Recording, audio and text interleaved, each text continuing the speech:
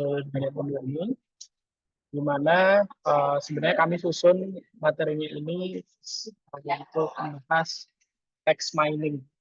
Jadi kita fokusnya di bulan ini ketika mengangkat text mining. Di pekan pertama kemarin bersama Mas Indra ya, Bapak dan Ibu menyaksikan atau kita berdiskusi gitu, kita membahas tentang gimana caranya kita bisa ngambil data dengan library-library yang ada di Python itu dengan effort yang sedikit mungkin. Memang kita menyajikan, mungkin ada library-library yang mungkin Bapak Ibu belum pernah dapat gitu ya. Kita coba carikan, kemudian kita compile, kemudian kita share di event pada webinar yang kedua ini. Gitu. Nah, kemudian di pertemuan yang kedua ini, kita akan sedikit modeling menggunakan gitu. Nah, di sini sebenarnya berdasarkan pengalaman kami, baik Mas Indra dan saya, yang pernah mengerjakan beberapa proyek di text mining, khususnya di sentiment analysis. Dan di malam hari ini kita akan membahas beberapa hal ya, intinya di dua hal, yaitu sentiment analysis dan topik modeling. Jadi mungkin nanti kita akan sedikit berbagi tentang idenya, atau kemudian apa itu sentimen, kemudian bagaimana sentimen analysis itu dipakai di dalam industri. Kemudian di sini kita sajikan 3 metode karena waktunya terbatas. Jadi yang pertama adalah lexicon based atau berdasarkan kosakata atau database kata-kata. Kemudian ada machine learning dan juga ada LLM. Nah, mungkin Bapak Ibu kalau ada yang penelitian menggunakan BERT misalnya ya, atau model-model deep learning yang pre-train, sayang sekali di sini kami belum sempat gitu ya. Mungkin di next kita juga akan membahas tentang itu karena sebenarnya saya juga untuk TensorFlow itu juga sudah pernah ya, cuman di sini kami mempersiapkannya lebih ke di lexiconnya sama mesin learning-nya gitu, bagaimana challenge apa saja yang kita temukan di kasus sentiment analysis ini. Kemudian bagaimana kita mempresentasikan data teks itu dalam visual ya, sehingga bisa mendapatkan insight yang kita butuhkan dan harapkan. Kemudian yang kedua adalah topics modeling. Kalau di sentimen itu kita menghasilkan atau menggali sentimen dari kata-katanya. Biasanya dalam klasifikasinya positif, negatif, netral. Nah, kalau di topik, ya kita nanti akan menggali topik yang dibahas, yang bisa kita ambil dari teks yang sudah kita peroleh. Nah, ini nanti bagaimana penerapannya juga akan kita singgung. Oke, nah kita langsung mulai di pembahasan yang pertama. Jadi, apa itu sentiment analysis? Jadi, sederhananya, kita mencoba untuk memahami sentimen atau perasaan yang tergantung dalam sebuah teks. Nah, ini diklasifikasikan itu sebagai positif, negatif, atau netral. Nah, ada juga secara lebih spesifik lagi, bisa bahagia, marah, takut, atau sedih. Jadi contohnya di sebelah kanan. Jadi di sebelah kanan ini. Nah, bagaimana kita untuk menggunakan, bagaimana komputer itu memproses itu gitu ya. Jadi dari teks yang sebenarnya kan komputer hanya membacanya sebagai sebuah bytes. Tapi bagaimana kita bisa memproses teks itu sehingga komputer bisa memahami ini sentimennya apa. Nah, yang menarik dalam engineering gitu ya, kita memiliki beberapa approach gitu. Nah, atau beberapa metode yang coba dikembangkan untuk memahami sentimen yang ada di dalam teks yang kita punya. Nah, salah 3 approach yang akan kita bahas selanjutnya itu adalah nanti ada lexicon, ada LLM, ada machine learning. Nah, sebelum kita bahas ke metodenya, sebenarnya bagaimana sih kita menggunakan sentiment analysis itu, khususnya di industri. Teman-teman, Pak Ibu gitu ya, di industri, biasanya sebuah perusahaan gitu ingin mengetahui respons dari pelanggan. Nah, selain membaca feedback pelanggan satu persatu, itu kadang kita butuh agregat secara menyeluruh. Misal usernya sudah sangat banyak, gitu ya. Selain biasanya kalau di apps mungkin ada rating, the score, gitu. Nah, tetapi rating score kadang mungkin kurang merepresentasikan sentimennya, misalnya. Kadang karena ada konsumen yang meskipun dia sebenarnya kecewa, tapi dia memberikan rating bagus misalnya. Nah, itu mungkin kurang representatif tentang kalau kita sebagai perusahaan gitu ya atau penyedia layanan atau penyedia produk, kita pengen tahu sebenarnya respons dari pelanggan itu seperti apa. Nah, kita bisa langsung ke teksnya gitu ya. Karena kadang sekali lagi rating itu mungkin kurang merepresentasikan gitu ya. Atau kalau kita pengen tahu lebih dalam gitu. Kemudian selanjutnya adalah untuk memantau media sosial. Jadi selain mungkin dari platform kita atau mungkin kalau kita kalau perusahaan itu bentuknya aplikasi, dia bisa mendapatkan feedback dari review misalnya.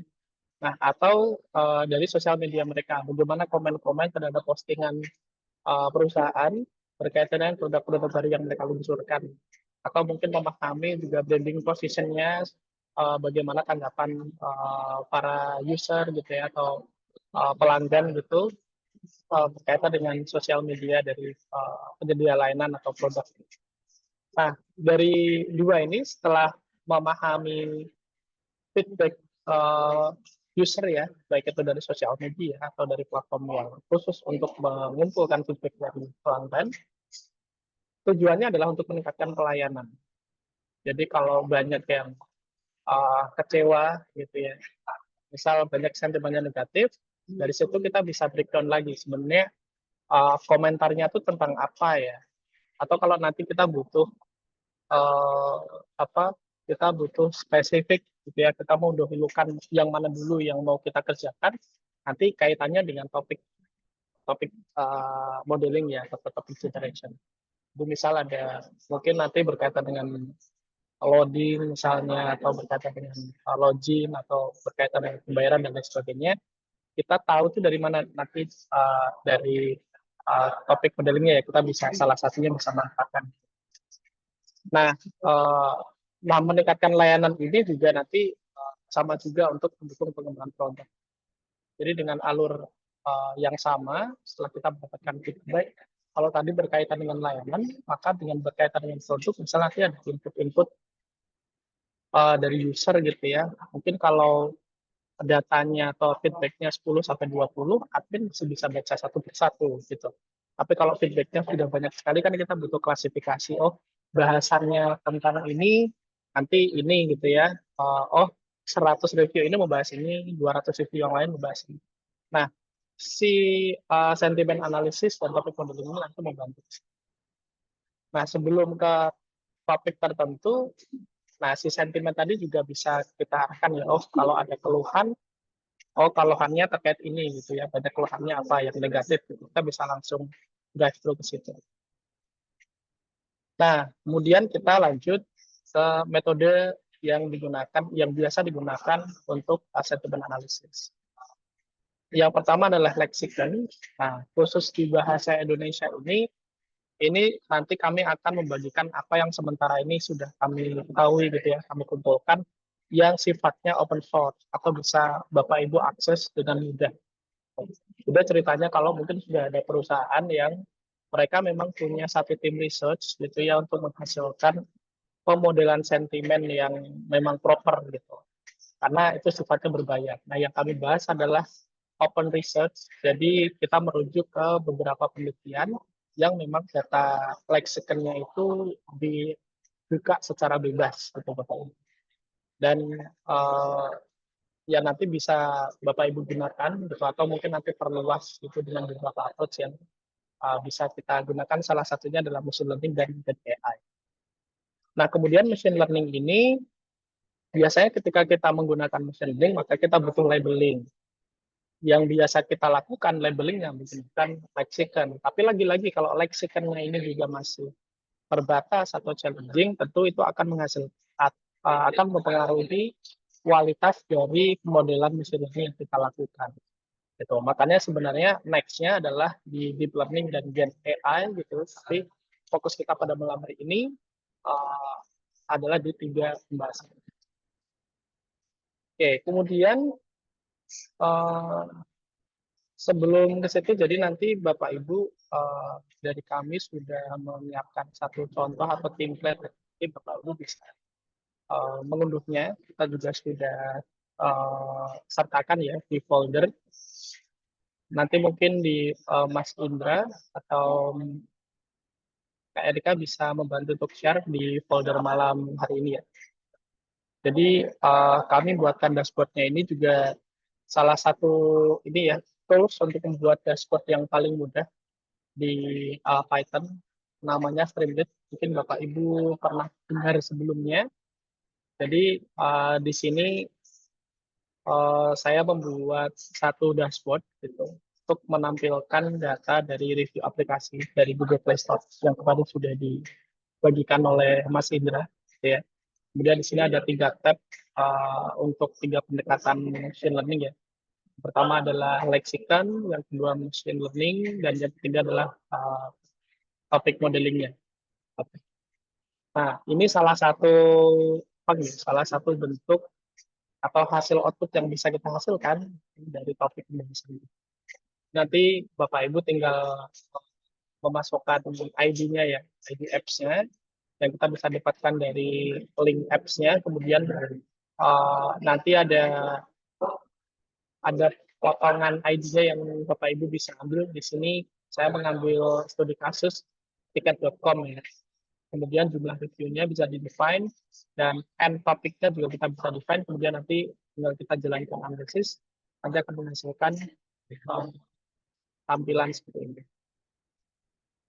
Oke, jadi ini adalah produk akhir yang kita bahas pada malam hari ini.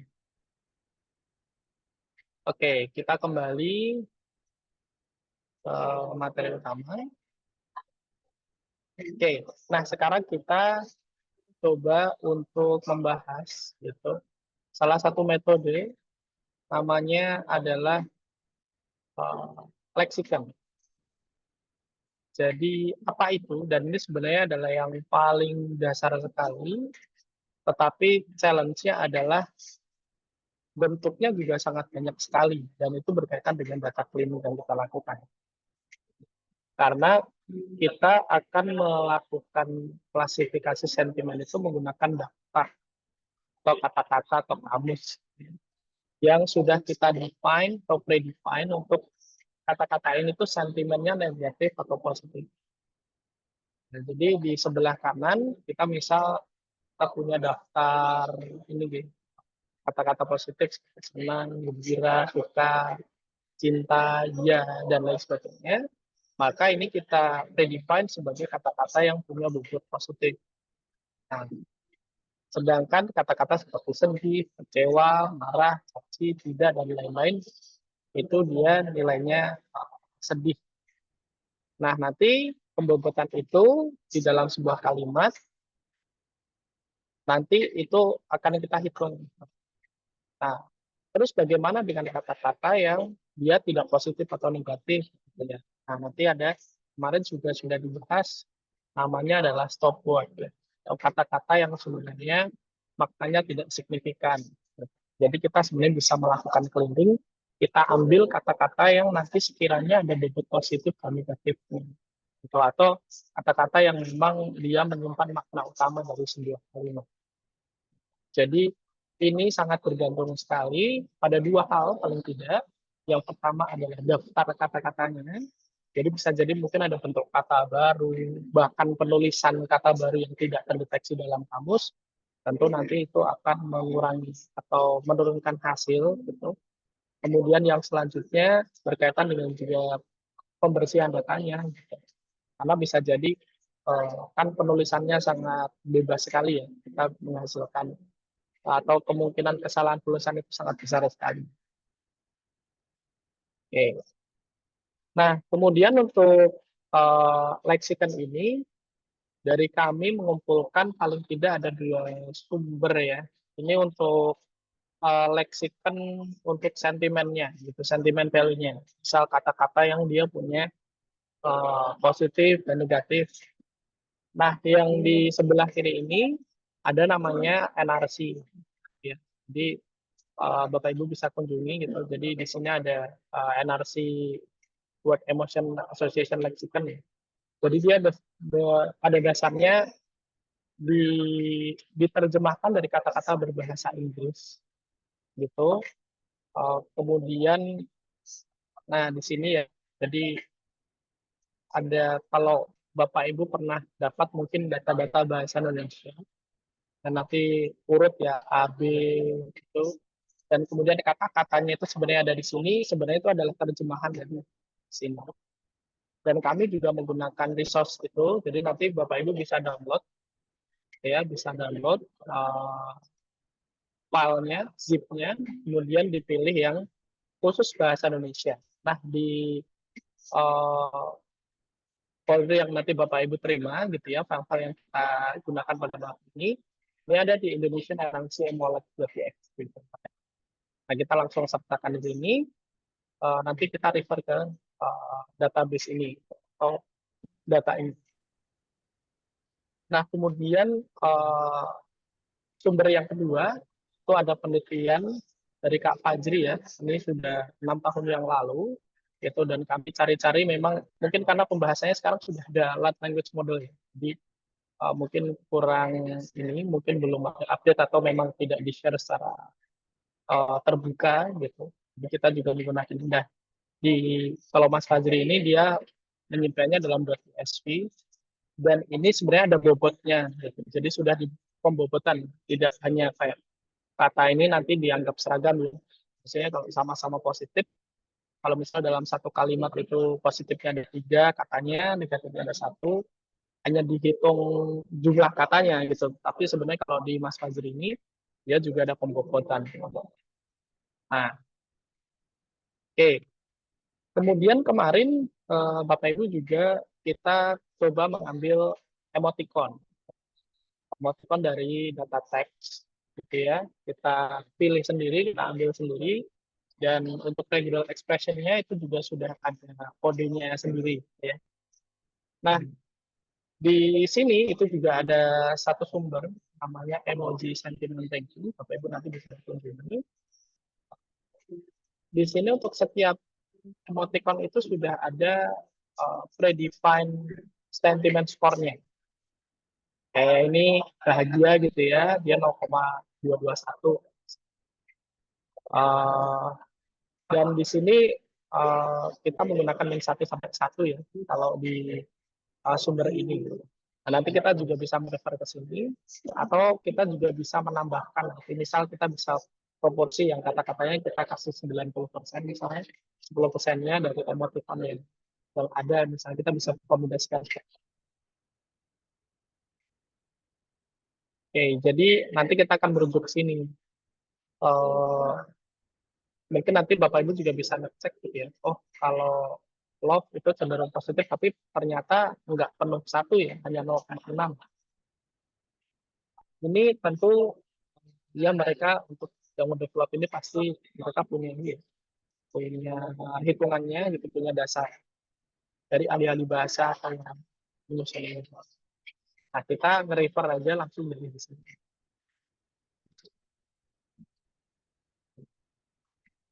Oke, itu yang pertama, metodenya dengan metode Lexi. Nah, nanti setelah kita bahas, oh ya, atau mungkin sekalian saja, jadi kita langsung bahas ini ya, untuk notebooknya. Nah, di sini saya menggunakan Jupyter Notebook. Kalau Bapak Ibu mau menggunakan Google Colabs juga bisa. Oke. Nanti mungkin kalau ada package-package yang belum terinstall, tinggal di-install. Baik. Nah, di sini Bapak Ibu di notebook ini, jadi sebenarnya tujuan kami di webinar 2.0 ini adalah membagikan kumpulan catatan yang kami buat. Semoga ini bisa membantu Bapak Ibu, dan nanti kita open diskusi.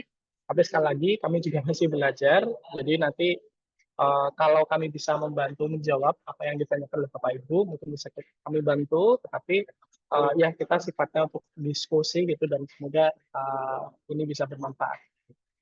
Nah, untuk yang pertama sebenarnya kemarin sudah dibahas ya sama Mas Indra, cuman di sini saya sedikit sesuaikan untuk uh, pengumpulan data dan data cleaning, khususnya di data cleaning. Jadi kita awali dengan mengambil data, saya ambil 2000 data, 2000 baris. Kemudian, nah untuk data cleaning, Bapak Ibu kemarin kita menggunakan sumber-sumber, khususnya untuk stopword ya, kita menggunakan sumber-sumber yang uh, relevan gitu ya, yang di bahasa Indonesia yang sekarang tersedia gitu. Antara lain ada Sastrawi, itu Bapak Ibu sudah sering dengar gitu. Kemudian ada dari Kumparan, itu ada NLP ID namanya.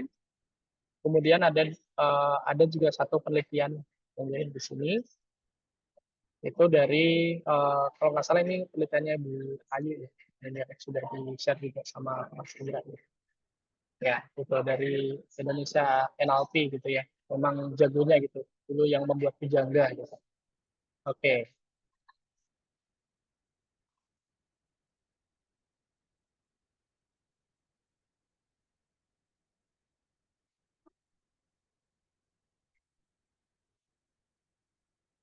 Nah kemudian di sini ada satu link Bapak Ibu, jadi uh, ini teman saya namanya Mas Louis Owen, dulu pernah kami minta juga untuk mengisi di PSDS UAD.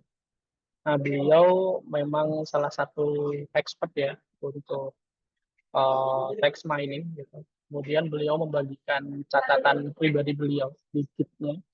Jadi di sini adalah rangkuman dari research ini juga terakhir diupdate di 15 Maret 2022. Itu mulai dari corpus, ada dictionary, kemudian ada post tagging. Nanti Bapak Ibu juga bisa mungkin ini ya untuk ngecek di sini. Nah ini juga ada daftar-daftar kata negatif positif. Oke. Ini memang diambil dari kitab-kitab personal gitu ya. Kalau kami tadi yang kami refer memang yang sudah keluar untuk ini ya, untuk publikasinya. Nah ternyata di sini juga sudah ada ya dari Kak Ridi Ferdiana. Mungkin ini bisa ditambahkan gitu. Oke, kemudian ada root word, ada slang word. Nah, ini adalah kumpulan yang nanti juga bisa dijadikan referensi. Oke, nah kemudian tahap-tahapnya apa aja untuk data cleaning-nya? Yang pertama adalah standarisasi atau scaffolding. Jadi kita proses ya jadi huruf kecil semua. Nah, kemudian meskipun kita sudah menspesify bahasa, kadang itu memang ya dari usernya mungkin ya dia tetap bahasa Indonesia tapi dia kemana bahasa Inggris. Jadi di sini saya tambahkan satu ini satu pendekatan, ada library namanya Langdetect, Bapak Ibu bisa pakai untuk mendetek apakah dia bahasanya apa gitu. Cuman ini juga hasilnya 90% saya bisa bilang, jadi nggak yang 100% benar, tapi paling enggak ini aman lah ya, aman. Jadi meskipun nanti ada yang bahasa Indonesia tapi tidak didetek bahasa Indonesia, paling tidak kita tidak mendapatkan yang bahasa Inggris tapi didetek sebagai bahasa Indonesia. Jadi biasanya itu ini gagal untuk mendeteksi kata-kata bahasa Indonesia sebagai bahasa Indonesia, tapi kalau yang lain yang bahasa Inggris atau yang jelas-jelas beda itu biasanya tidak terdetek di bahasa Indonesia. Panjang yang saya coba gitu Pak. Nah, kayak seperti ini sebenarnya kalau kita cek yang di TL di SK ini juga sebenarnya dia bahasa Indonesia. Makanya ini kita ambil yang khusus di bahasa Indonesia aja. Jadi dari 2000 itu kita tinggal dapat 1360 ya, yang memang didetek dia menggunakan bahasa Indonesia. Meskipun sekali lagi sebenarnya kita mengambil datanya kita sudah spesify parameter language ID. Kemudian kita bersihkan karakternya. Jadi ya ini case folding optional, tapi semua kita tadi tidak perlu ya. Ini kita kemarin pas bikin fungsinya saya sudah step dari awal. Gitu. Nah kemudian menghapus emoji. Nah, ini karena untuk ngambil teks aja Bapak Ibu. Jadi karena kami membuat kolom baru, nanti sebenarnya dari teks yang mentah kita masih bisa ambil emoji. Kemudian kita cleaning yang sudah di scaffolding tadi, terus kita lanjut ke tokenisasi. Di tokenisasi ya, buat tanggung per kata. Kenapa? Karena nanti proses-proses selanjutnya seperti lematisasi dan stemming itu didasarkan pada token. Jadi kita lakukan tokenisasi terlebih dahulu. Nah, kemudian ini kemarin saya coba untuk ini ya, Bapak Ibu, untuk coba menggabungkan token yang menggunakan kata tidak atau negasi. Jadi misal tidak bagus kan sebenarnya tidak jelek itu kan bagus ya. Tapi kemarin nih lagi-lagi ya challenge-nya gitu di sentiment analysis itu kan kalau kita pakai lexicon itu saya masih dapat kata tidak itu muncul terlalu banyak. Jadi kemarin saya coba untuk menerapkan ini, tapi sayangnya lexicon base-nya untuk sentiment itu yang menggunakan kata tidak itu masih sedikit sekali, jadi masih belum tercapture. Nah, jadi untuk sementara saya sudah buatkan fungsinya, tetapi saya skip terlebih dahulu. Nanti kalau Bapak Ibu mau menggunakan juga bisa, gitu ya. Tapi sekali lagi kita harus memodifikasi lexiconnya. Gitu. Oke, nah kemudian kita mulai stop word removal atau kata-kata umum yang sering muncul tapi tidak membawa makna yang signifikan atau penting. Biasanya adalah awalan, kemudian kata hubung, kemudian kata subjek yang seperti nama gitu ya yang sebenarnya tidak signifikan. Kayak misalnya di sini kita punya kalimat asli kayak di pasar untuk membeli buah, sebenarnya kita bisa hanya mengekstrak itu sebagai pergi pasar membeli buah. Nah, kemudian untuk daftar stop sekali lagi kita sangat bergantung pada ini gitu. Jadi yang mau kita hapus itu kata-katanya apa aja. Nah, dari beberapa library ini ada NLTK yang sebenarnya dia basisnya dari bahasa Inggris. Kemudian ada ini dari NLTK itu dia yang bahasa Indonesia hanya terbatas sekali, hanya 758 kata. Kemudian di NLPID ini cukup banyak, ada 1168 kata. Kemudian di Pujangga itu dari papernya Bu Ayu tadi ada 757 kata. Dan di Sastrawi itu yang sangat populer pun di situ sebenarnya hanya 126. Karena dari Sastrawinya sendiri juga state nanti kita bisa menambahkan stop word kita sendiri. Nah, jadi dari 4 ini, Bapak Ibu, saya coba untuk ngeload, gitu ya. Saya download satu persatu. Kemudian, nah, ini juga kita tambahkan kata-kata kita sendiri. Jadi kita bisa nambahkan satu list daftar kata-kata struktur. Nah, ini biasanya juga dari kata-kata yang singkatan atau typo yang sangat banyak sekali ya. Jadi kita bisa taruh di sini dan nanti kita bisa append gitu ya, kita bisa join, kita bisa taruh dalam satu list dan untuk memastikan tidak ada duplikasi kita bisa menggunakan method set belum Python.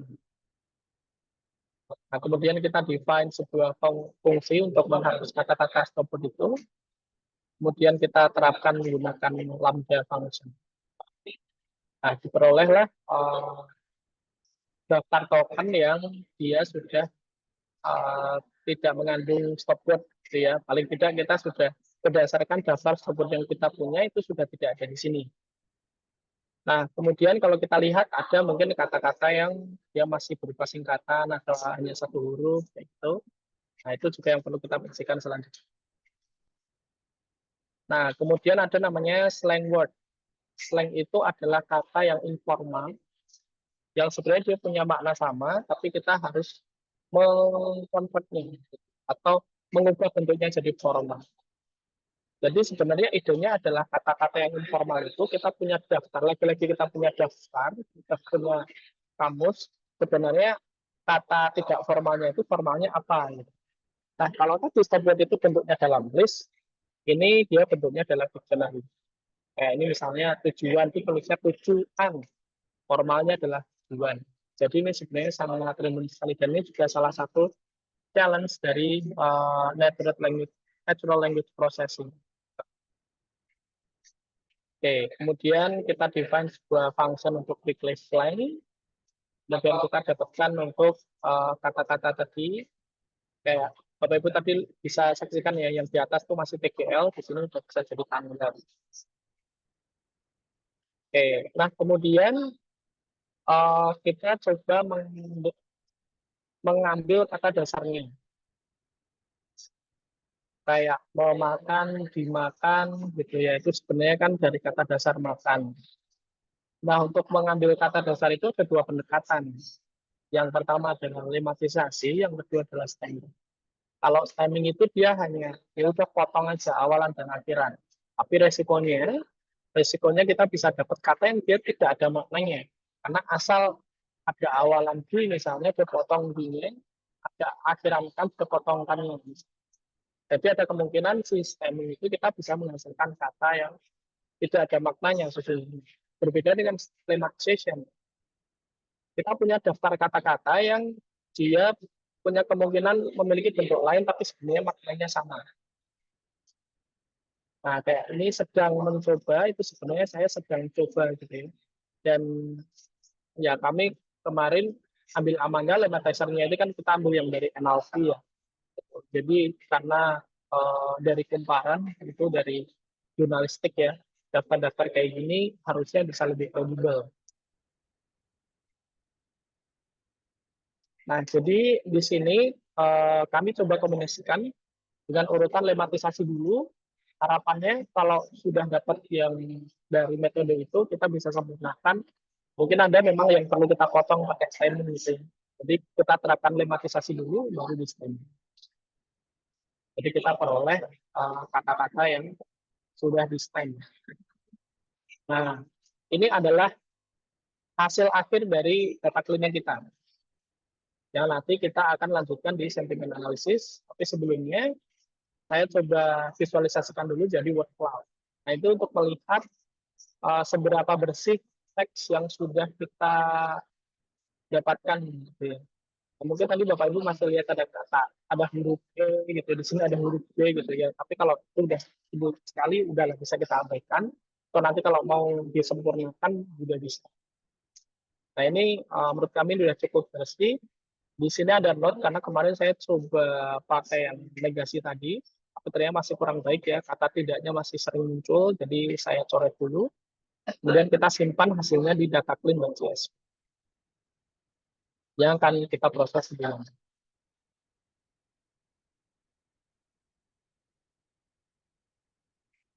Sebelum kita lanjut ke metode selanjutnya, mungkin di next second ini, Pak Ibu ada yang mau ditanyakan, atau didiskusikan, atau mau sharing gitu, pengalamannya untuk research di bidang sentiment analysis menggunakan lexicon ini, mungkin Bapak Ibu sharing.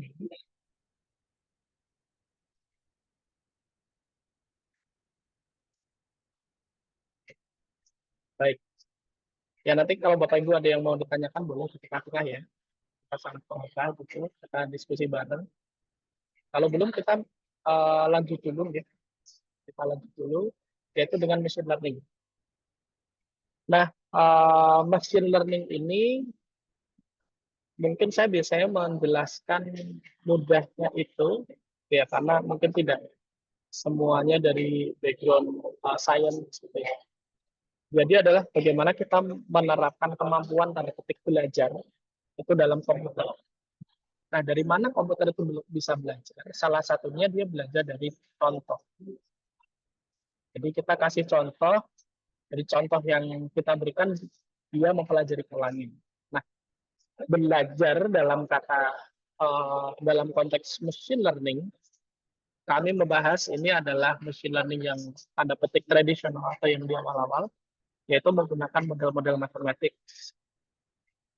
Bisa menggunakan regresi, gitu ya, menggunakan support vector machine, menggunakan decision tree, gitu.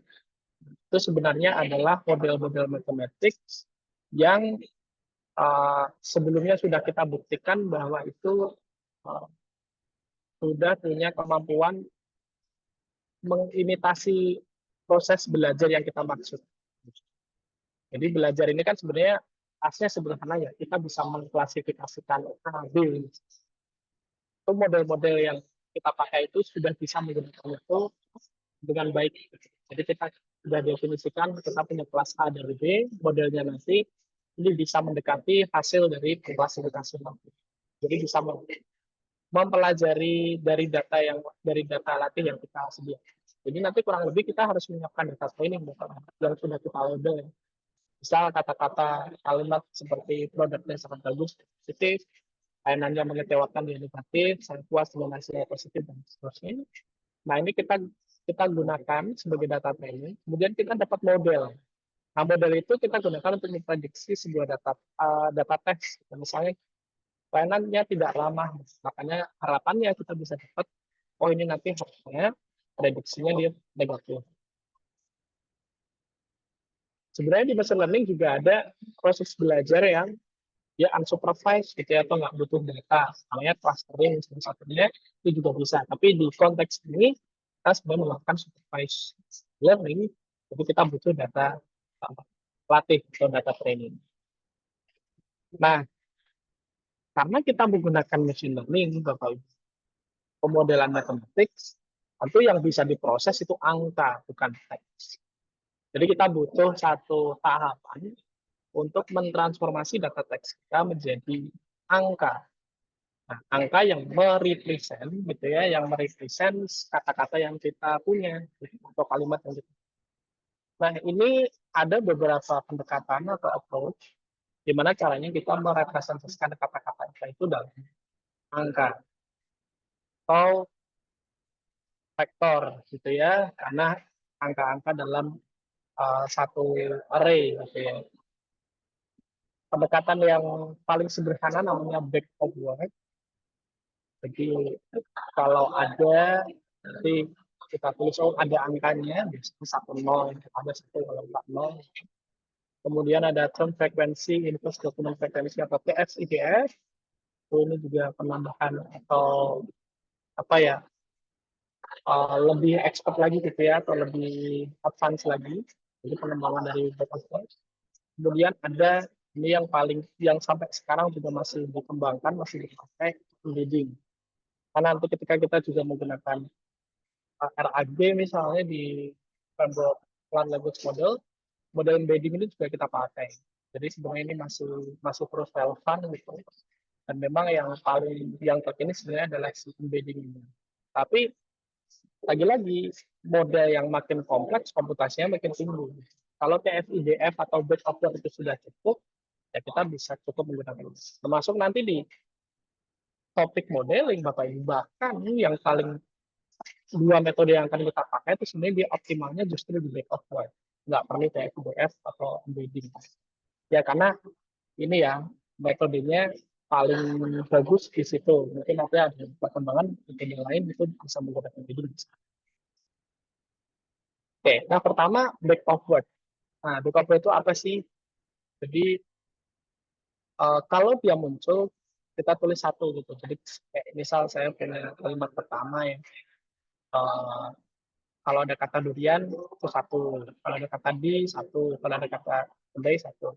Nah yang nggak ada dia nol. Jadi ini mau nggak mau kita harus mendefinisikan satu kalimat itu maksimal ada berapa kata atau ada berapa daftar kata. Nanti kalau kita punya daftar kosakatanya itu ada 100 gitu, makanya vektor kita panjangnya 100. Kemudian berdasarkan indeks ini, nanti kata A, kalau ada dia 1, kata B, kalau nggak ada dia 0 gitu ya, dan seterusnya. Nanti kalau di Python, Bapak Ibu nanti menggunakan book of word, itu tampilannya kurang lebih yang di bagian bawah. Nah, yang di atas itu representasi, ya kita buat secara tabular ya. Ini yang back of word, jadi ini yang paling basic sekali. Kalau ada 1, kalau enggak 0, gitu ya, paling mudah. Gitu. Nah, kalau yang kedua, ini mulai menghitungkan, memperhatikan gitu ya, katanya. Kalau tadi asal ada, enggak. Gitu. Ada 1, kalau enggak 0, gitu ya. Nah, kalau yang kedua, kita juga pertimbangkan seberapa sering sebuah kata itu muncul dalam dokumen. Jadi, kalau katanya makin sering muncul, nilainya dalam persamaannya itu dia makin tinggi gitu. Nah, kemudian dia dibandingkan juga itu dengan inverse document frequency atau seberapa penting kata tersebut. Jadi dihitung dari seberapa jarangnya kata itu muncul di seluruh dokumen. Kalau ini katanya sering muncul, gitu ya. Kalau ini seberapa jarangnya itu muncul. Gitu. Jadi kalau ini hanya sering munculnya, kalau ini dia dianggap penting atau tidaknya. Gitu ya. Jadi kalau BOW itu atau back of tadi itu dia hanya menghitung frekuensinya tanpa mempertimbangkan apakah kata itu informatif atau tidak. Gitu ya. Jadi misal kata saya dan itu sering muncul, tapi tidak memberi banyak. Nah, ini maksud makna ini sebenarnya pendekatannya dari TF dan IDF-nya itu. Ya. Jadi kalau TF IDF-nya nanti kata-kata yang umum itu dia bobotnya kecil ya, karena IDF-nya rendah. Kalau kata yang unik, dia bobotnya besar, karena IDF-nya tinggi. Nah ini tuh dari mana? Sebenarnya dari rumus sederhana ini Bapak Ibu. Jadi jumlah kemunculan T atau kata T di dokumen itu dibagi jumlah total kata di D-nya. Nah, kemudian ini hasil pembagian ini nanti akan dikalikan dengan IDF-nya. Jadi dari log jumlah dokumennya itu dibagi dengan jumlah dokumen yang mengandung kata T tapi tambah satu. Jadi nanti dari hasil TF dikali IDF-nya itu ya sederhananya dapat kesimpulan ini gitu. Ibu mungkin saya nggak akan bahas secara detail gitu ya. Jadi intinya kalau dia kata-katanya umum maka nilainya nanti kecil gitu. Kalau dia katanya unik dia nilainya besar. Gitu. Jadi nanti uh, kalau ini 1,0 gitu ya di TFDM nanti vektor kita jadi desimal seperti ini. Tergantung kata-katanya tadi dia umum atau khusus gitu atau sorry unik gitu. Ini TF-IDF. Nah, kemudian nanti yang terakhir itu embedding. Nah, kalau ini itu per kata, sedangkan kalau embedding itu kita bisa membuat vektor dari entah itu kata, kalimat, bahkan dokumen.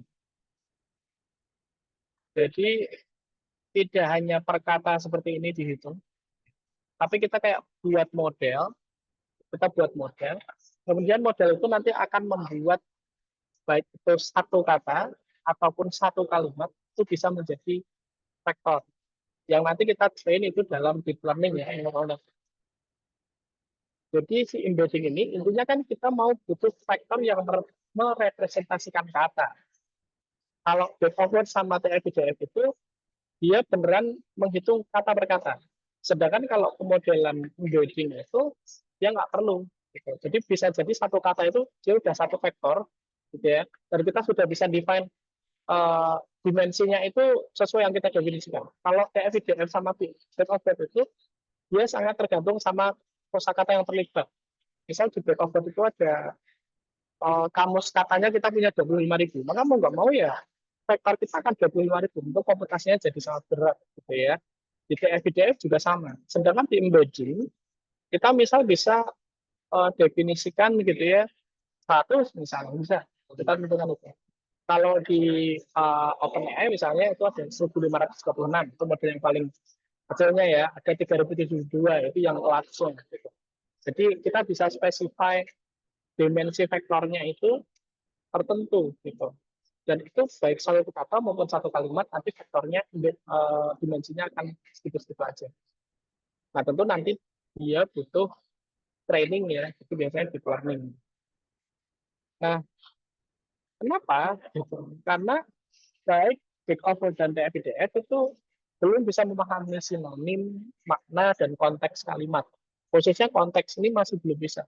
Meskipun tadi dia tahu katanya penting atau tidak, tapi dia tidak tahu konteksnya. Nah, di embedding ini bisa. Gitu ya. Dan salah satunya nanti kita ini ya, salah satu model. Kalau di bahasa Indonesia sebenarnya paling ini BERT ya, yang apa yang paling bagus gitu ya sementara ini. Cuman kita belum sempat coba itu, belum sempat sajikan di kita itu gitu ya. Nanti misal kalau sudah ada, biasanya kami sharing di channel Hobi Data. Oke, jadi itu idenya dari embedding. Nah, ini ada satu tampilan, Bapak Ibu. Jadi faktor itu bisa kita visualkan. Jadi kita apa? Kita reduce ya. Jadi entah 2 dimensi atau 3 dimensi misalnya. Jadi nanti si model embedding itu bisa mengklasifikasikan kata-kata dalam kelompok konteks yang sama itu lebih berdekatan. Misal kata-kata tentang makan, tentang kuliner gitu ya, kayak bakso, soto, makan, minum, itu nanti misalnya hijau semua gitu. Jadi dekat-dekat. Kata makan sama kata menulis gitu, dia akan berjauhan gitu. Karena memang dia tidak satu konteks ya. Jadi si model itu bagaimana caranya gitu ya, di training dia bisa menghasilkan model vektor. Makin dekat kata-katanya itu, dia akan dapat vektor yang berdekatan gitu ya. Kalau makin jauh konteksnya dia akan berjauhan. Dan ini terus berkembang gitu ya. Kalau setahu saya embedding itu salah satu yang terbaik selain OpenAI itu juga Poher ya. Poher itu baik, bagus dan kita juga sebenarnya bisa dapat versi versi gratisnya ya, tapi sangat terbatas kayak lah kita 1 menit hanya berapa kali request gitu. Itu sebenarnya bisa juga. Oke. Nah, kita sudah dapat vektornya. Kita sudah dapat vektornya yang nanti bisa kita train untuk pemodelan sentimen tadi. Jadi ada banyak model ya, mulai dari logistik regression ini yang kami maksud adalah model klasifikasi, karena tugasnya adalah klasifikasi ya, dia sentimennya positif, negatif, atau netral. Jadi kita konteks di sini membicarakan untuk model machine learning untuk klasifikasi. Ada logistik regression, ada random forest, dan sebagainya gitu. Nah, di sini nanti dalam notebook yang kita susun, nanti langsung dapat hasil ini Bapak Ibu. Jadi kita coba ya, kita coba beberapa model dan beberapa vectorizer. Gitu ya. Ada break of word, PDF, dan embedding. Kemudian nanti kita dapat beberapa metrik nih, akurasi, F1, gitu ya, recall, dan precision. Nah, kalau Bapak Ibu perhatikan sebenarnya meskipun nilai akurasinya tinggi, F1-nya masih so-so lah ya, masih di atas 50%. Jadi ya mungkin nanti kita bisa lanjutkan selanjutnya. Nah di deep learning itu nanti juga ada attention gitu ya, yang untuk teks memang lebih powerful lagi. Tapi lagi-lagi saya sebenarnya tadi menarik untuk membahas lexikan yang ada open source saat itu masih minim. Kenapa itu tidak ada yang ini ya menyediakan gitu. Sebenarnya kalau private saya kalau nggak salah pernah apa ya ikut dalam sebuah presentasi itu dia udah bagus banget hasilnya ya yang tadi sampai bahkan nggak cuma sentimen tapi emotion gitu ya jadi dia bahagia susah sedih gitu itu udah bagus tapi lagi-lagi itu kan private ya bukan open source ya. Nah jadi nanti kita lakukan training kemudian kita tes kemudian nanti kita evaluasi itu untuk machine learning. Nah, kalau kita pakai Gen AI, generative AI, atau large language model, sebenarnya adalah kita melakukan prompting, gitu ya. Intinya suruh menentukan sentimennya apa. Sentimennya apa. Misal saya punya pelayanannya tidak ramah gitu ya. Saya prompt sentimennya apa. Oh, dia terus ini kita kasih template ya. Tentukan sentimen kalimat di bawahnya. Positif, negatif, netral. Gitu. Jadi nanti outputnya akan sesuai yang kita harapkan. Dan untuk large language model bahasa Indonesia itu juga cukup challenging Bapak Ibu. Paling tidak untuk open source sekarang sudah ada ya namanya dari sahabat AI itu yang buat dari foto ya, buat dari foto dan itu bisa kita akses free dari Hugging Face ya. Oh, sorry.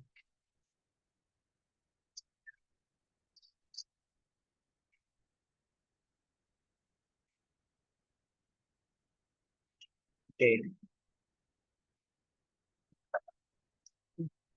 Oke,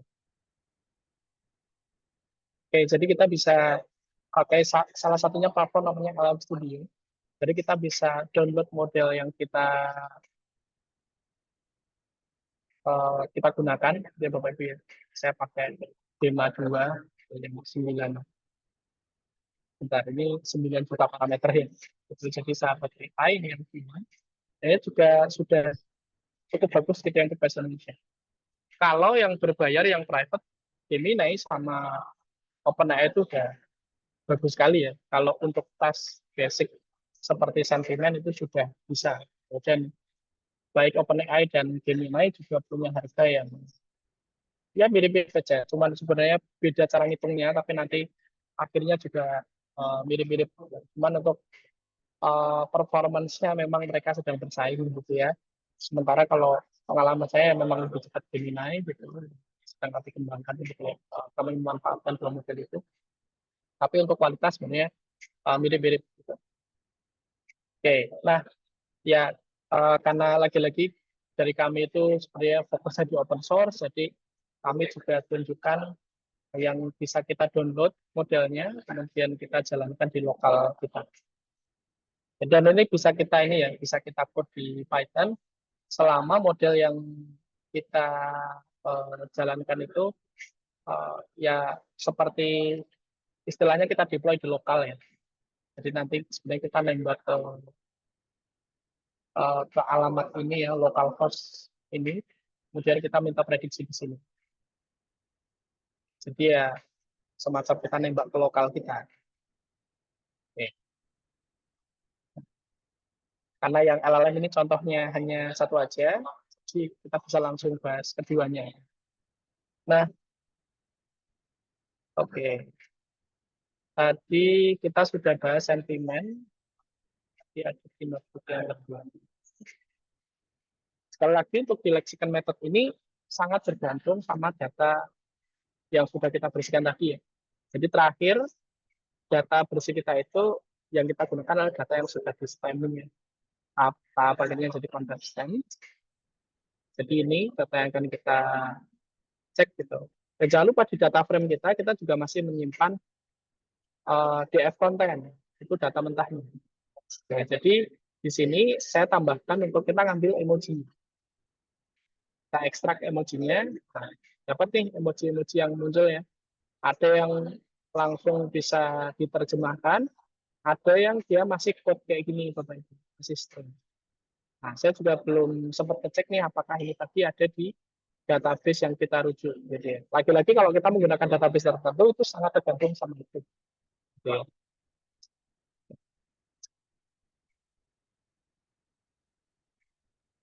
Nah, pertama ini ada satu code gitu, berdasarkan emoji sentiment tagging tadi, kita bisa menghitung sentimen skornya berdasarkan emojinya saja.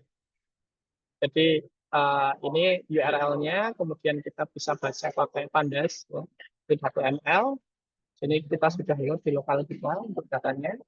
Uh, Data rujukan kita untuk mendapatkan sentimen berdasarkan emojinya. Oke, kemudian kita ambil ya khusus dictionary-nya antara karakter dan sentimen skornya. Terus kita buat function khusus ya. Jadi nanti kita apply fungsinya, kita apply fungsinya, terus kita buat satu kolom baru namanya emoji sentimen, kita dapatkan dan di sini ya kebanyakan di netral aja ya 0,0, ada beberapa yang dia positif 0,5 gitu. Dan ada juga yang negatif. Coba kita cek nih, yang positif itu isinya apa toh? Oh ternyata jempol, dan telunjuk, senyum, nah, ini memang positif gitu ya. Sekali lagi, ini hanya berdasarkan emoticonnya aja. Nah, ini juga perlu dipertimbangkan dengan apa? Karena kadang ada komen-komen yang memang tricky, Bapak Ibu. Jadi kayak, wah kontennya bagus nih, tapi dia ini misal gitu ya.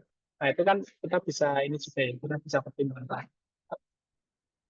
Oke, kemudian ada bintang. Nah, ternyata di sini, oke, berarti ini nanti kita bisa coba ya, Bapak. Ternyata ini juga masih positif.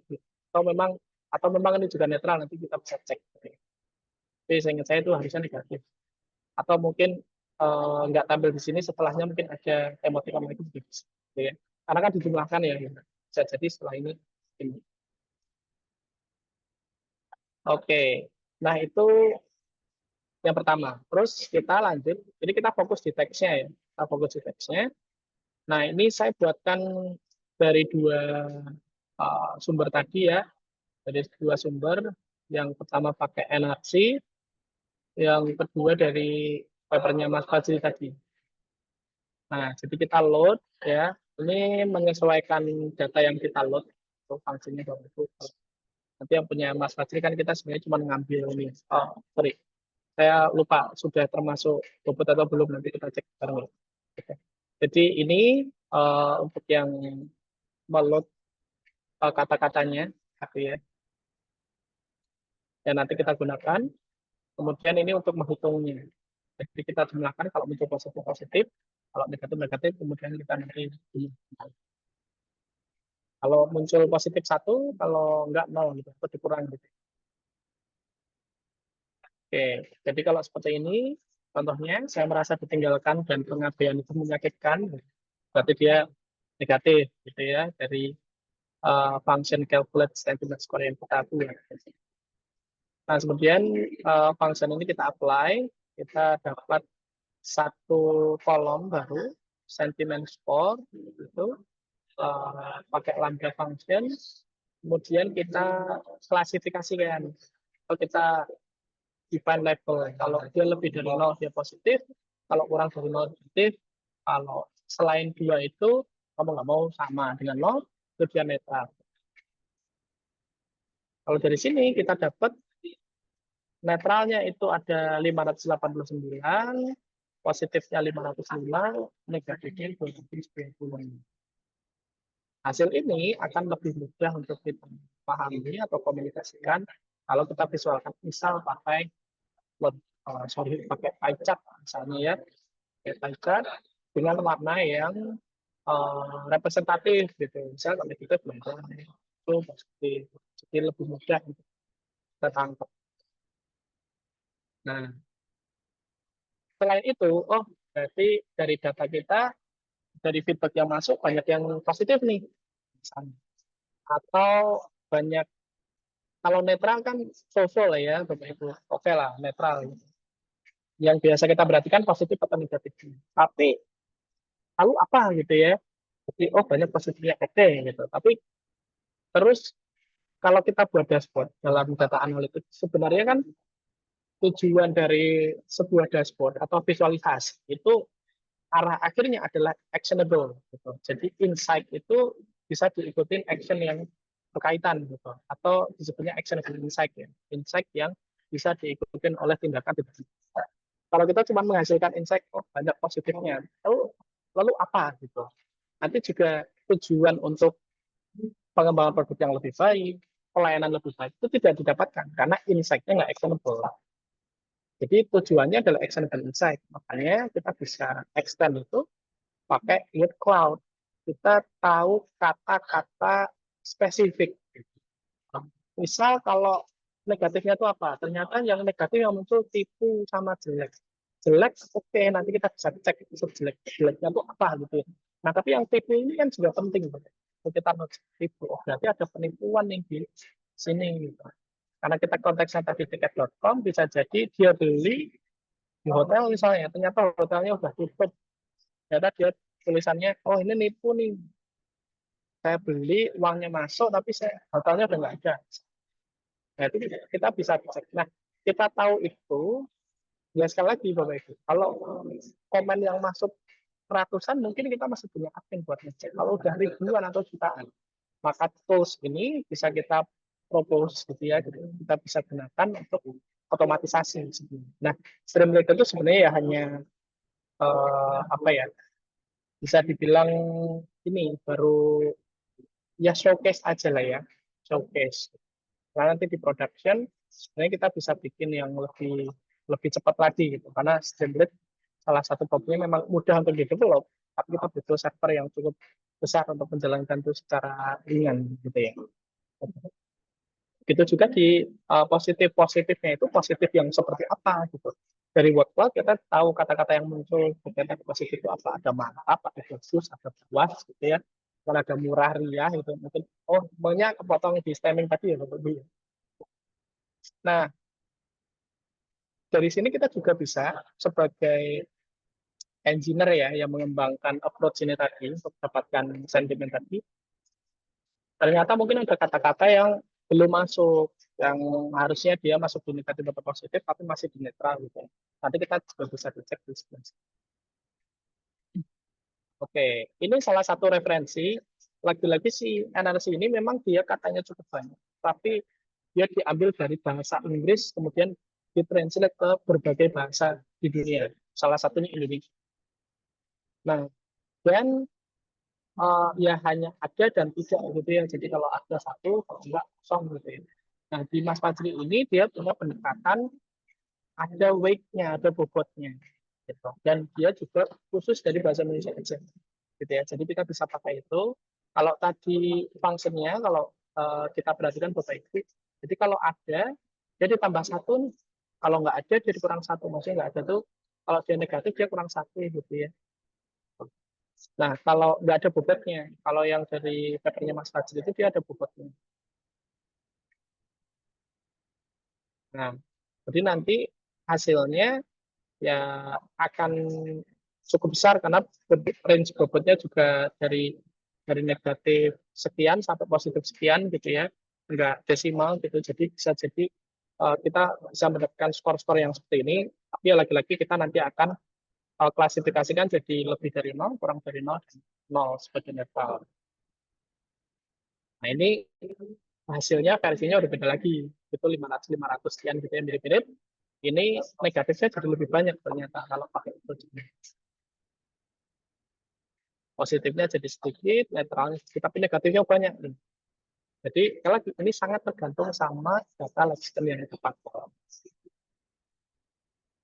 Nah, kalau kita lihat ya ternyata di sini perlu kita evaluasi ya, karena kata bagus dan baik ini masih muncul di negatif, kata netral itu tipu malah masuk di netral. Kenapa Bapak Ibu ya secara matematis kalau ada pembobotan gitu ya, dan mungkin pembobotannya kurang kurang optimal lah ya, kurang representatif ya, ini tuh akan mungkin sekali muncul gitu ya, akan mungkin sekali skenario ini terjadi gitu ya.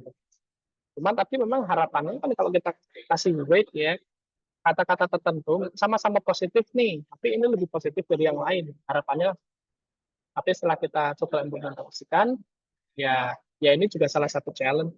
Mungkin nanti punya approach yang lain, punya pendekatan lain, mungkin ada metode-metode lain yang bisa digunakan untuk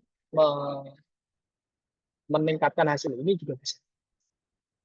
Nah, di sini saya juga menambahkan, kami juga menambahkan, karena di NRC tadi sebenarnya nggak cuma positif negatif, dia ada emotion untuk marah, simpatik, disgust, fear, joy, sadness, surprise, dan trust. Gitu. Nah, saya juga coba nih jalankan aja, gitu, dapatkan fungsinya. Jadi Bapak Ibu nggak cuma bisa dapat positif sentimen negatif netral ya, tapi juga bisa ekstrak emotionnya pakai database dari NRC.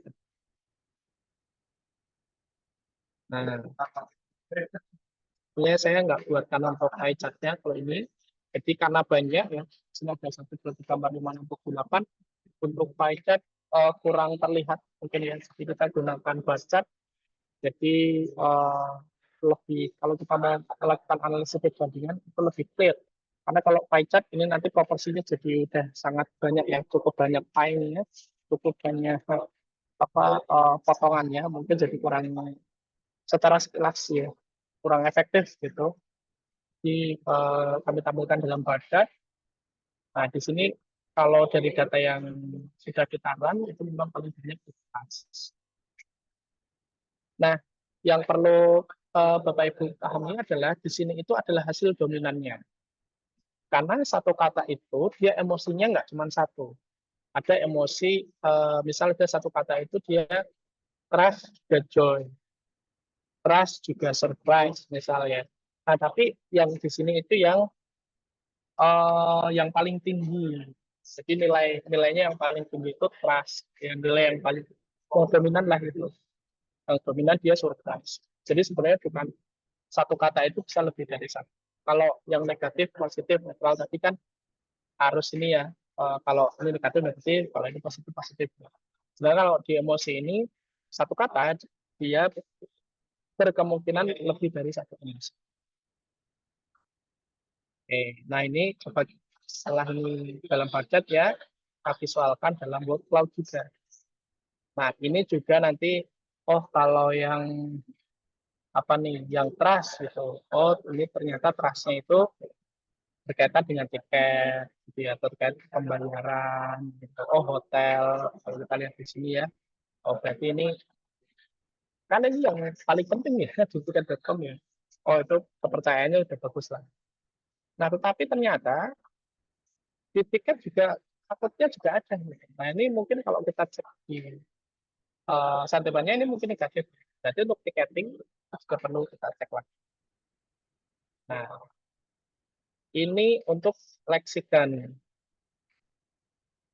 Nah jadi ya semoga ini bisa membantu. Jadi kita bisa ya tadi sini belum sempat saya combine ya antara antara skor yang emoticon sama ini nanti bisa sebenarnya tinggal tinggal dijumlah aja kemudian kita klasifikasikan lagi.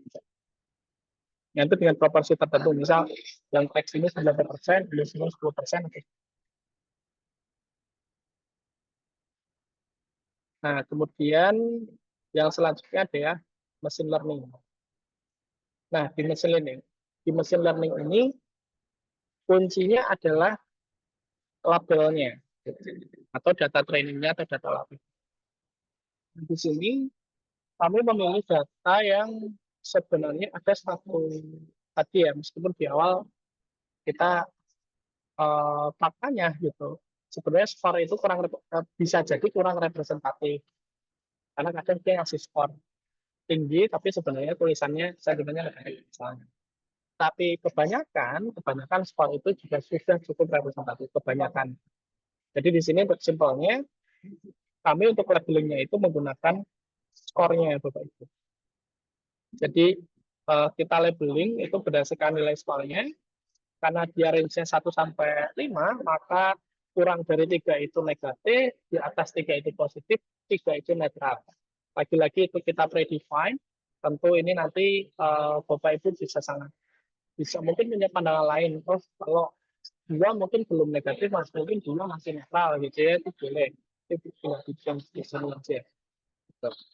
Nah, dari label ini bisa kita dapatkan positifnya mendekati 700 ya, dari 95, negatifnya 600-an, kurang dikit 877, dan netralnya itu 40. Nah, ini nanti ya akan kita jadikan labelnya gitu untuk data training.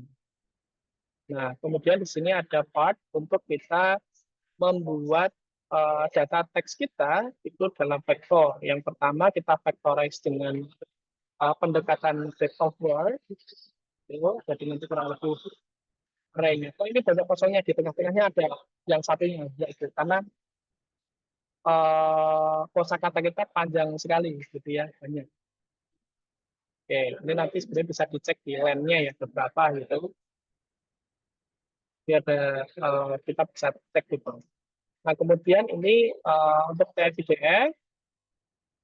Nah kemudian yang ketiga kita pakai text embedding. Nah text embedding ini kita pakai word to fact. So, ini juga yang salah satu yang paling ringan sebelum nanti kita bisa lanjut ke pendekatan selanjutnya pakai NN ya, pakai neural network sampai nanti kita pakai pattern model word misalnya. Sebelum kita ke situ, paling nggak kita berkenalan dulu dengan embedding, kita pakai yang basic, salah satunya adalah word to fact. Nanti kita dapatkan vektornya. Kita sudah tentukan di sini panjang vektornya sudah kita tentukan 100 ya. Jadi kita sudah punya X data training itu dalam 3 varian. Back of word, TF-IDF, sama embedding. Nanti kita mau observasi mana yang dia menghasilkan pemodelan yang terbaik. Nah, kemudian kita perlu melakukan encoding ya, karena tadi negatif, netral, positif itu kan nominal dalam teks ya. Jadi kita angkakan gitu. Jadi 0, 1, 2. Oke, encode-nya mengikuti ini ya, 1, 2. 0 negatif, 1 positif, 1 netral, 2 positif. Nah, kemudian ini beberapa model. Atau ada kita pakai logistic regression, SVM, random forest, XGBoost. Nah, ini beberapa yang kita coba. Kemudian ada naive Bayes, kita pakai Hamiltonon. Udah dari kelima model ini, coba kita jalankan, itu kita gabungkan, terus kita dapatkan hasil ini. Oh, ternyata dari data yang kita ambil tadi, yang paling bagus itu pakai model naive Bayes di BOW, gitu ya, vector BOW. Gitu. Ini F1-nya paling tinggi meskipun akurasinya sama persis dengan yang EDCF. Nah, kemudian ini kayaknya nanti perlu disesuaikan ya Bapak Ibu, karena yang terakhir sebelum saya jalankan data ini yang terbaik SGBoost gitu. Dan ternyata kalau kita lihat yang data yang terakhir ini dia naik bias, tapi sudah disesuaikan aja. Kita nanti bisa tampilkan valuasinya dalam bentuk confusion metric seperti ini dan juga ROC. Oke. Nah, kemudian juga ini kan sebenarnya untuk memantau hasil pemodelannya ya, melihat kualitas pemodelannya.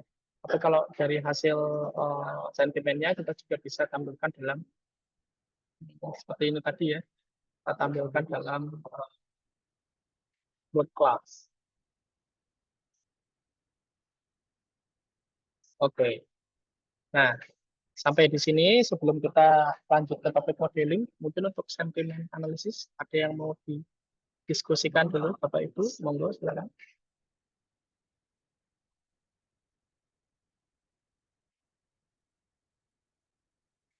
Kalau mau sharing tentang penelitiannya yang sudah dilakukan sudah boleh.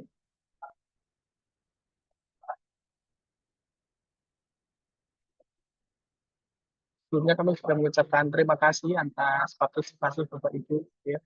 Karena dari data yang kami terima ini justru banyak dari mahasiswa-mahasiswa bahkan dari ini ya jenjang S2.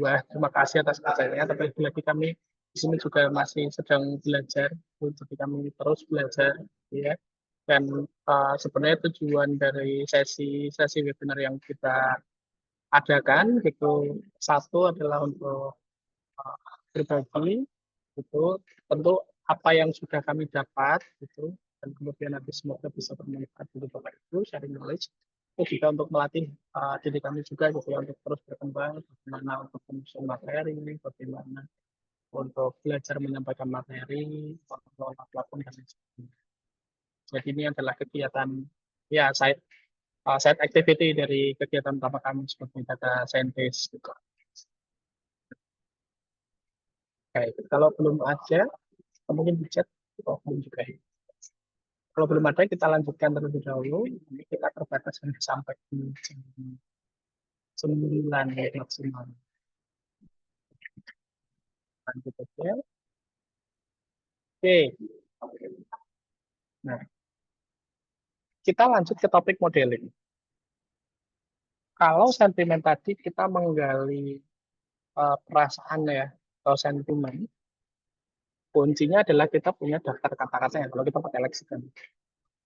Kalau kita pakai machine learning atau deep learning, kita juga butuh data. Nah, sebelum kalau kita pakai deep learning, sebenarnya dari datanya kita bisa dapat pola-polanya. Nah, topik modeling itu apa? Kalau ini kita mencoba mengambil topik utama gitu, atau yang paling sering dibicarakan dalam satu dokumen gitu, atau sekumpulan teks yang sudah kita kumpulkan. Konteksnya, karena kita tadi menggunakan data review aplikasi, misal saya punya 2000 review ya tadi ya, 2000 review yang sudah saya cleaning itu tinggal 1300-an misalnya, itu sebenarnya yang paling banyak dibahas itu apa sih? Nah, jadi kita coba terapkan beberapa pendekatan untuk mendapatkan topik-topik dari teks yang sudah kita punya, sudah kita bersihkan. Jadi nanti bisa kita hasilkan kurang lebih di bagian kanan ini. Jadi ada topik 1, topik 2, topik 3. Nah, topiknya tentang apa? Nah, itu tergantung kita yang memahami. Jadi nanti kita masih harus secara manual ya, kita identify sebenarnya kata-kata dalam sekumpulan eh, himpunan kata-kata ini tuh dia ngomong apa gitu. Oh, ada tiket, ada refund, ada harga, ada beli. Oh, ini tentang pembelian tiket misalnya. Oh, tiket pesawat gitu ya, pokoknya berkaitan dengan tiket. Kalau ini ada hotel, ada refund, ada jam, ada kamar, ada tunggu. Oh, ini berarti tentang pelayanan hotel. Ini ada harga, ada murah, ada promo. Oh, ini berarti tentang pembayaran. Nah, itu yang mendefinisikannya kita sebagai data scientist atau sebagai data analis. Tetapi tools untuk mengelompokkan kata-kata ini dalam satu topik yang sama, nah itu approach dari model yang akan kita gunakan nanti. Jadi kok di sini hanya topik 1, topik 2, topik 3. Nah, nanti kita sebagai data analis coba propose lah ya, atau oh, itu maksudnya topiknya tentang ini. Nah, terus gunanya untuk apa? Ya, mirip-mirip dengan sentimen tadi. Kita bisa menganalisis ulasan pelanggan. Kalau tadi hanya sentimen positif negatif, kita langsung tahu, oh, sebenarnya pelanggan itu dibahas tentang apa sih?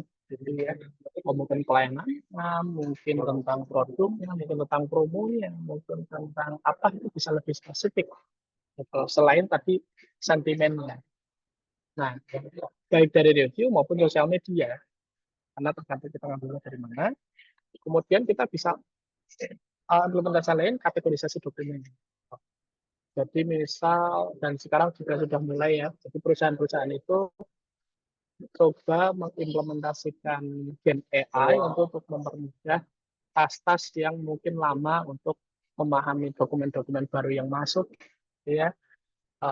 Itu juga sudah coba pakai LLM misal, tapi sebelum itu sebenarnya untuk mengkategorisasikan kita bisa pakai topik-topik ini. Oh, ini dokumen-dokumen tentang SOP misalnya, ini dokumen-dokumen tentang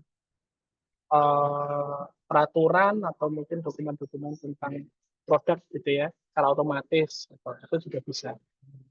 Nah, kemudian, nah ini menggali insight dari data. Kenapa bisa spesifik ini? Karena bisa langsung tahu topiknya.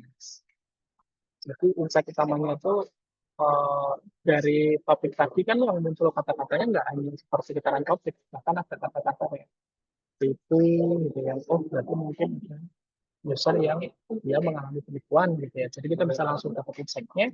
Yang lagi-lagi kita bisa langsung action. Jadi yang sudah kita peroleh. Nah, ada beberapa method. Salah duanya, Bapak Ibu, yang sering dipakai itu ada namanya LSA, Latent Semantic Analysis, kemudian yang kedua, Latent Directed Locations. Mungkin saya akan sharing idenya aja dari kedua metode ini sebenarnya cara kerjanya. Nah, jadi kenapa dia bisa mendapatkan topik yang bisa menggali topik-topik dari dokumen yang kita miliki. Nah, yang LSA ini sebenarnya kalau Bapak Ibu pernah belajar reduksi dimensi ya, kayak Principal Component Analysis, sebenarnya apa sih yang dilakukan Principal Component Analysis itu kalau saya punya banyak variabel, saya ada 100 variabel, kita gunakan sebuah operasi, nanti kita bisa ambil 3 variabel komponen utamanya. Nah, itu prediction dimension ya, atau principal component analysis. Nah, ada satu lagi kalau kita punya metrik, kemudian kita lakukan dekomposisi. Ada matrik U, ada matrik alfa, ada matrik P gitu ya. Kalau pernah belajar. Nah, si namanya singular value decomposition. Jadi kita mendekomposisikan satu matrik itu menjadi 3 matrik gitu. Dan salah satunya itu ada yang ukurannya itu M kali R, di mana M-nya itu adalah topik-topik yang ada jumlah topik gitu. Jumlah topik, R-nya ya, R-nya itu adalah jumlah topiknya. Jadi nanti kita bisa mendapatkan topik itu sebenarnya dari sini, dari dekomposisi matrik. Nah, Karena ini menggunakan vektor ya, atau matriks gitu. Makanya dia unggulnya sebenarnya adalah di kecepatan ini. Tapi untuk mendapatkan semantiksnya ya karena vektor ya mungkin kurang kurang terlalu akurat. Karena memang sudut pandangnya itu dari matriks gitu. Jadi dari angkanya. Jadi sangat bergantung bagaimana si teks itu dibawa ke matriksnya. Sedangkan kalau LSA, ya, oh sorry. Nah, sebelum kita bandingkan ke LDA, nah di LSA itu kita fokus sama karena vektor nanti akan fokus ke similaritas syarat antar vektornya, similaritas antar dokumen. Kemudian ini meskipun tadi ya kalau kita ngomongin konteks kata-kata yang mungkin kurang, tetapi kalau untuk kita melakukan klasterisasi itu kan kemiripan ya, kemiripan itu bisa kita hitung. Nih. Nah, vektor ini yang malah paling bagus untuk clustering untuk SVM. Karena memang fokus untuk similarity-nya. Nah, kalau untuk reduksi ini juga bisa gitu, karena dikembangkan dari tadi. Karena ini bentuk umumnya. Oke. Nah, kemudian selanjutnya ini ada LDA, Latent Direct Location. Jadi adalah teknik topik modeling yang berbasis probabilistik yang digunakan untuk menemukan topik-topik tertentu. Jadi di sini itu diasumsikan dokumen itu terdiri dari beberapa topik, terus dari sebuah topik itu terdiri dari beberapa kata dengan probabilitas tertentu. Jadi memang dari sudut pandangnya sudah berbeda ya antara LSA dan LGA ini. Jadi nanti sebenarnya kata-kata itu nanti dia punya kemungkinan untuk muncul di topik itu dengan nilai-nilai tertentu. Ya kata-kata satu kata tentang makan gitu dia akan muncul lebih sering di konteks kuliner gitu daripada makan dalam konteks budaya misalnya. Atau kata membaca itu akan muncul lebih sering probabilitasnya di literasi daripada di makan misalnya gitu ya, di kuliner misalnya gitu. Itu penjelasan sederhananya gitu. Ya, nah, kapan LGA itu lebih baik gitu? Kalau kita ingin melihat topik yang terbentuk secara eksplisit, gitu. Maksudnya beneran untuk menggali topik gitu ya, yang sebenarnya tujuan dari topik modeling ini. Makanya cenderung banyak yang bilang LGA ini lebih baik dari LSA gitu, khusus untuk topik modeling. Nah, tapi karena sebenarnya dari apa tadi setelah SPD itu kan sebenarnya kita bisa dapat jumlah topiknya ya, kan topiknya yang itu kita bisa peroleh, kita bisa pakai gitu lagi. Jadi dia memang lebih bagus untuk itu. Kemudian untuk eksplorasi isi dokumen dan untuk dataset besar ini juga lebih baik. Nah, ini perbandingan keduanya. Jadi memang dari dua sudut pandang yang berbeda. Kalau ini dari probabilistik model, ini dari algebra ya, dari vektor gitu. Kemudian outputnya, kalau ini vektor, ini distribusi, ini langsung kata-katanya, topiknya. Dari sini kita juga bisa langsung ambil dari kata-katanya gitu ya, di natif gitu ya. Nah, di LSM itu dia cenderung noise. Kalau LGA itu lebih interpretable. Nah, jadi memang sebenarnya LGA lebih baik untuk topik ini gitu ya. Cuma LSM sebenarnya juga kita bisa pakai. Untuk di notebooknya, nah, oh ya tadi ada yang lupa saya bahas. Jadi untuk large language model atau Gen AI, kita bisa menggunakan library LangChain, Bapak Ibu. Jadi nanti bisa diikuti, kita ngambil modelnya, kita insert prompt-nya, kemudian kita dapat hasilnya. Nah, itu yang kita bisa pakai code ini. Oke, kita lanjut. Mungkin kita fokus ke topiknya. Oke, untuk topik analisis, oke, jadi kita menggunakan beberapa library, itu prosesnya dari scikit-learn ya. Tadi yang machine learning juga mostly kita pakai scikit-learn. Nah, di sini kita melakukan, jadi maksudnya di decomposition ya, kalau bisa kita. Yang SVD sama LDA itu dia masuknya di decomposition. Kemudian nanti kita juga buatkan ini function untuk melakukan ini code cloud. Oke, kita load datanya. Nah, kemudian kita vectorize-nya. Jadi dari beberapa sumber yang saya dapat itu memang yang paling baik itu adalah backward ya. Jadi di sini saya hanya menggunakan backward aja. Itu kemudian tadi karena kan ketika kita pakai backward kita punya daftar kata-kata ya. Jadi ini returns ini adalah daftar kata-kata yang terlibat. Tuh, kemudian ini contoh dokumennya, itu contoh vektornya. Nah, kemudian kita coba melakukan pemodelan menggunakan LSA. Tuh, nanti kita bisa langsung dapat topiknya. Kita bisa define ada berapa, kita mau generate jadi berapa topik. Kita generate berapa topik, kita dapat topik 1, topik 2, dan topik 3.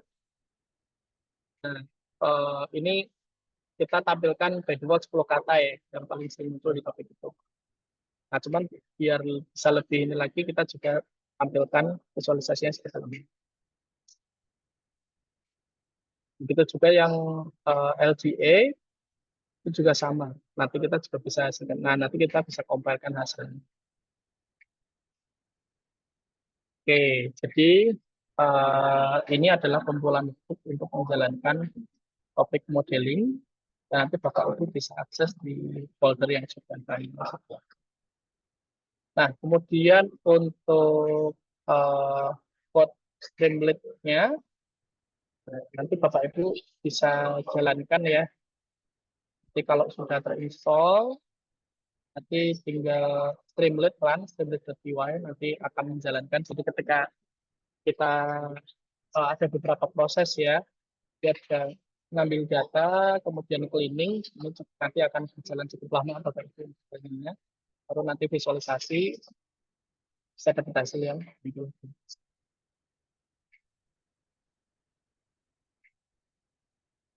Oke, mungkin, nah kita sudah di 24.5, jadi 24.7, Bapak Ibu, jadi masih ada waktu 15 menit. Nanti mungkin dari teman-teman dari yang data, yang untuk sesi penelitian, mungkin sesi untuk ada beberapa yang tadi. Mungkin saya akhiri terlebih dahulu, Mas Indra, bisa kita lanjut ke sesi tanya jawab. Thank you. Terima kasih Bapak Ibu, semoga membantu. Nanti kalau ada pertanyaan bisa disampaikan. Oke, terima kasih Mas Joko untuk penyampaian materinya. Mungkin Bapak Ibu sekalian yang ingin bertanya bisa terlebih dahulu untuk raise hand terlebih dahulu ya. Silakan Bapak Ibu jika ada.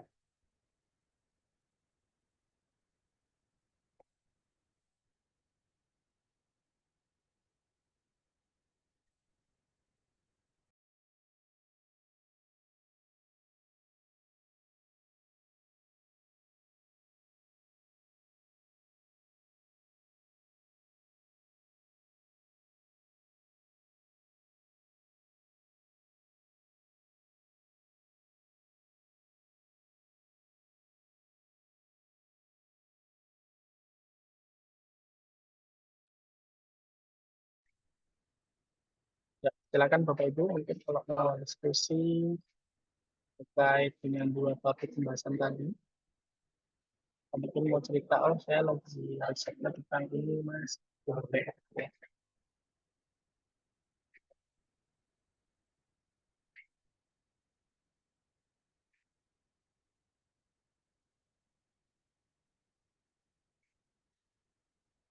Nampaknya belum ada.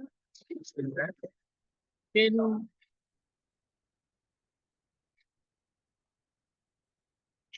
oke. Baik, kalau kalau belum ada dari Mas Indra ada yang mau disampaikan. Info-info mungkin ya bisa ditambahkan. Kita punya event apa, plan. Oh iya. Mungkin yang pertama dari Bapak Ibu untuk event selanjutnya di tanggal 30 Agustus bulan ini ya, tahun ini kita ada webinar ya. Webinar untuk mengenal lebih jauh tentang data scientist. Kebetulan eh, pematerinya ada dari teman kita ya, dari Mbak Verna. Sebentar, saya share juga terkait flyernya. Nah, flyernya. Nah, Bapak Ibu sekalian silakan bisa mendaftar di free webinar ini ya. Eh, untuk webinar bulan ini itu gratis ya, Bapak Ibu. Nanti akan dibersamai dengan Mbak Verna, data scientist di Ebides Teknologi. Eh, Nanti Kak Verna akan menyampaikan materi tentang real world impact of data scientist in the industry ya. Jadi Mbak Verna ini expertise di data science industry ya. Beberapa sudah menyelesaikan proyek-proyek terkait pemerintahan juga sudah pernah. Selanjutnya di kasus-kasus lain seperti intelijen juga pernah dan lain sebagainya ya. Nah, untuk selanjutnya mungkin bisa join saja di webinar yang selanjutnya di 30 Agustus supaya bisa mendapatkan insight yang eh, lebih dalam lagi ya terkait pembahasan yang Kak Verna akan bawakan nantinya. Oke. Nah, baik Bapak Ibu, mungkin yang terakhir silakan untuk isikan form daftar hadir atau presensi ya, karena ini juga dianggap sebagai kehadiran Bapak Ibu sekalian di sesi webinar. Dari Mas Joko, silakan Mas Joko ada kalimat yang ingin disampaikan. Oke, baik. Sekali lagi, saya ucapkan terima kasih ya.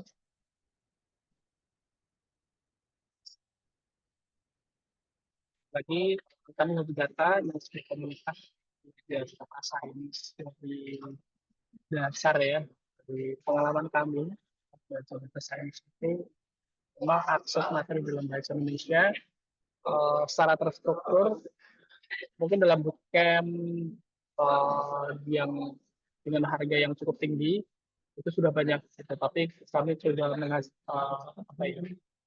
coba untuk kita sharing-sharing lah dengan harga yang sangat terjangkau gitu pengennya gitu, kemudian juga terstruktur detail karena kami juga sudah dulu kesulitan untuk dapat yang detail dan berbahasa Indonesia itu ya sekali lagi karena background kami di matematik ya biasa seperti itu. Jadi kami coba untuk ya membuat konten-konten seperti itu. Nah, Bapak Ibu bisa mengikuti apa yang sudah kami buat begitu. Jadi di link ID di Bapak Ibu nanti di sini bisa langsung menuju link YouTube-nya. Ada kami juga punya halaman di LinkedIn Hobi Data. Kemudian kemarin juga kami ini ya berbagi informasi tentang program yang bermanfaat khususnya bagi mahasiswa gitu ada SMK. Kemudian nah di sini ini yang sudah jadi gitu ya Bapak Ibu ya. Itu adalah mungkin uh, di webinar kali ini kami asumsikan Bapak Ibu sudah terbiasa menggunakan bahasa pemrograman Python khusus untuk analisis data. Jadi kami asumsikan Bapak Ibu sudah terbiasa menggunakan Pandas.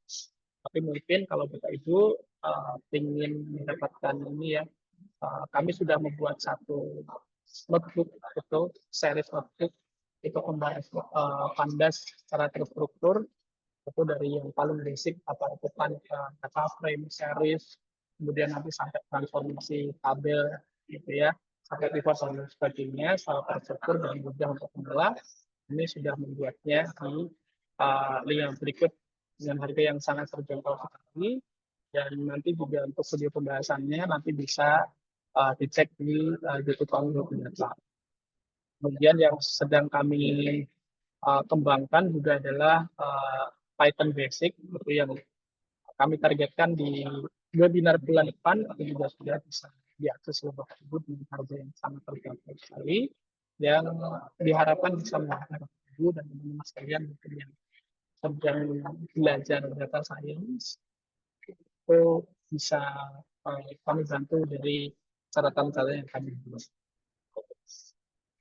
Sekali lagi kami ucapkan terima kasih kepada Bapak Ibu dan teman-teman semuanya yang sudah hadir, dan kami mohon nanti untuk mengisi presensi sebagai database kami, dan nanti akan kami gunakan untuk kami ya untuk recap sertifikat data yang kami terbitkan. Kemudian terkait pendaftaran webinar gratis tadi, mungkin Bapak Ibu bisa langsung ini aja di presensinya udah ada juga untuk mau ikut atau enggak, jadi Bapak Ibu nggak perlu untuk follow lagi upload dan lain-lain seperti bulan lalu ya Bapak Ibu. Khusus untuk yang ikut pada malam ini itu nanti bisa langsung daftar dan nanti kita langsung joinkan ke grup untuk webinar gratis di bulan depan. Dan menarik sekali karena topiknya kalau kemarin yang pertama bersama kami itu hanya pengenalan gitu ya dari Python untuk data science itu seperti apa gitu perannya. Kalau di bulan depan kita akan fokus impact data science itu di industri seperti apa. Dan itu biasanya kita pertanyakan khususnya bagi teman-teman yang baru mengikuti yang dilakukan data scientist itu apa aja. Mungkin secara formalnya ya tahu ya data cleaning, data modeling gitu. Tapi sebenarnya contoh-contoh case-nya itu apa sih? Besok kita akan dijelaskan oleh Pak Ferno. Baik. Mungkin itu dari saya, Mas Indra. Kalau sudah cukup, nanti kita bisa akhiri sesi pada malam hari ini. Oh, oke, baik. Terima kasih Mas Joko. Dan terima kasih juga Bapak Ibu sekalian.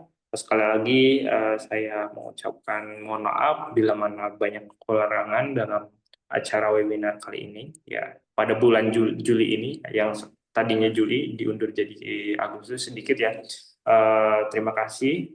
Dan untuk video recording dan materinya mungkin nanti menyusul di link grup ya Bapak Ibu sekalian. Sekian dari saya. Terima kasih. Wassalamualaikum warahmatullahi wabarakatuh. Terima kasih Bapak Ibu semuanya.